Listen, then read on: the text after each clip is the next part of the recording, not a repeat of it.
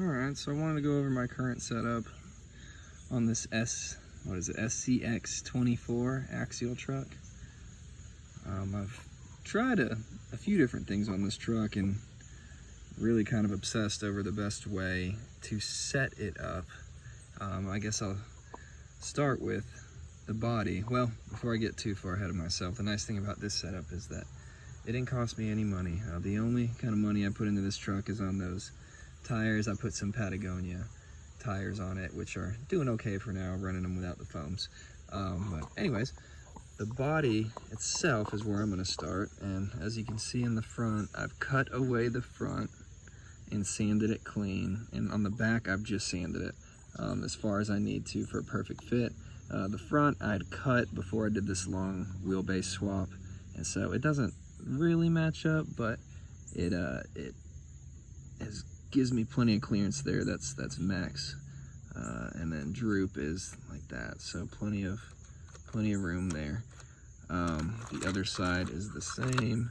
Cut the front fender, sanded the rear. The rear fitment is much tighter. It's almost perfect. The front, like I said, set up before I did it this way, but I kind of like the look. Anyways, that's the body. I guess the other part of the body is I took this front bumper off. I was having clearance, or excuse me, it was just catching on everything. Speaking of that bumper, another nice thing I did is underneath here, if you take that bumper mount and just flip it upside down like that, you can still use your body clips, but you don't have to. I'm trying to do this with one hand, because you can just clip it on like that and it stays real nice. It's held by the bracket that holds the lights on. It just tucks up underneath that bumper bracket and holds it plenty strong, so you don't have to use those clips anymore. Just pops right out like that. Anyways, moving on to the long wheelbase swap. Haven't seen any videos of this online, so I wanted to share what I did. This is obviously the truck model, and in the bag it came with some links, some I believe they're the same size as the rear links, and I wanted to stretch the front out a little bit so the tires would stick out about to the bumper. And how I did that was I took the extra rear links that came in the bag and I swapped them to the front, which effectively it essentially pushed that front axle up. I don't know how much, but enough to be able to catch those tires before it catches the body. Now, the only problem that gave me was with the stock wishbone, it had the suspension pretty much pointing straight down, and my, oh gosh, can't think of what that thing's called, servo. My servo was pretty much pointing almost like worse than it is now, because of how short that wishbone was.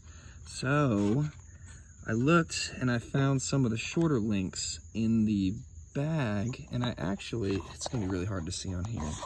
I swapped out that upper wishbone for 2 links on top as well. So this is actually 4-link front and rear setup now. The servo barely fits in between the frame rails at full compression. I would like to upgrade the servo at some point, but I may run into some size issues, and the only other thing with this setup is that the steering is not great. Gonna have to look into this a little bit. With this setup, I decided to run this shock. Again, not a great angle. I'd like to drill new holes and mount it straight. But anyways, it's on that front perch with the bumper mount, and my rear setup is on, I think that's the factory spot, maybe right above it is the factory spot, but anyways, that's where I'm running it in the rear. And you know, it crawls pretty good. Only thing about it is it's really light, it's tippy. I did try flipping these wheels, excuse me, the rims inside out, for a little bit wider track, I guess you could call it, and it worked good for a little bit, and then I noticed my wheels were slipping.